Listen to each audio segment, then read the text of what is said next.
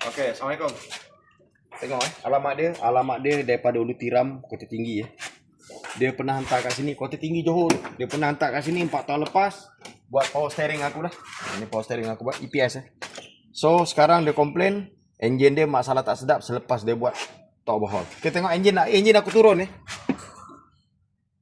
Okey, apa alasan enjin aku turun? Alasan enjin aku turun sebab banyak sangat benda yang teruk. Okey, ni jom kita tengok enjin dulu. Dia cakap dekat aku, lori ni jalan 3 silinder. Tapi bila aku buka tengok, leaking teruk dekat manifold, dekat dia punya oil sump. So kau tengok berapa banyak gam dia ubuh. Gam banyak sangat dia ubuh kat sini. Memang teruk . Gam leaking padahal dia kata baru je buat. Yang pertama, yang kedua, ni. Skru ni patah dia kata. Skru pump petrol patah.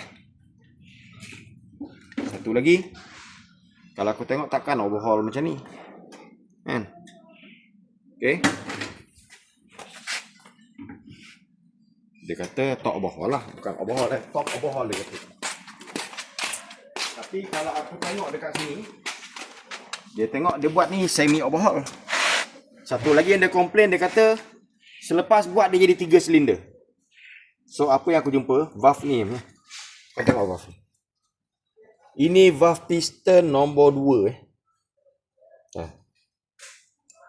Ini nak kata valve, tapi memang valve. Nak kata bunga pun lebih kurang macam bunga.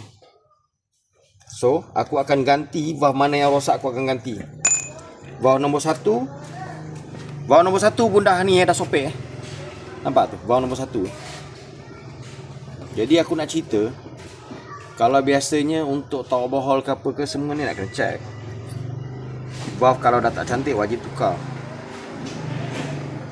Ini bukan valve, berkenaan piston. Piston ni kalau aku tengok lah, piston ring masih main. Jadi perkiraan aku, masa dia buat sebelum ni bukan top overhaul . Aku rasanya overhaul ataupun semi overhaul. Sebab piston kau tengok baru lagi ni. Cuma aku tak pasti saiz dia berapa ni.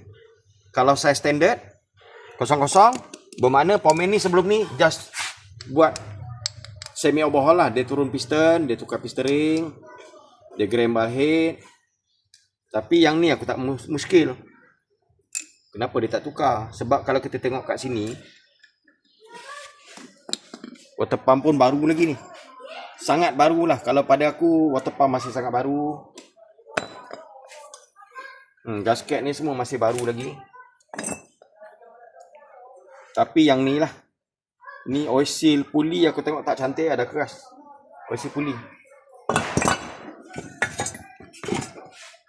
Okey, jom kita tengok balik kat sini. Satu lagi yang dia komplain, power tak ada. Kelas. Flywheel dah makan makan tak kata, nampak ni. Flywheel dia pakai yang baru.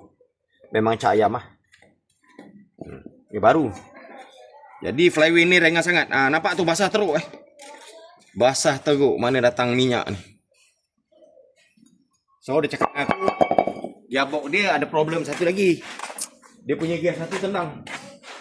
Ni kipas. Kipas pun dah crack. Kipas ni wajib tukar. Sebab kalau korang tak tukar, pecah kipas ni, bantai radiator korang hancur. Nampak aku dah turun habis dah. Satu lagi jap aku nak tunjuk. Tunggu je situ.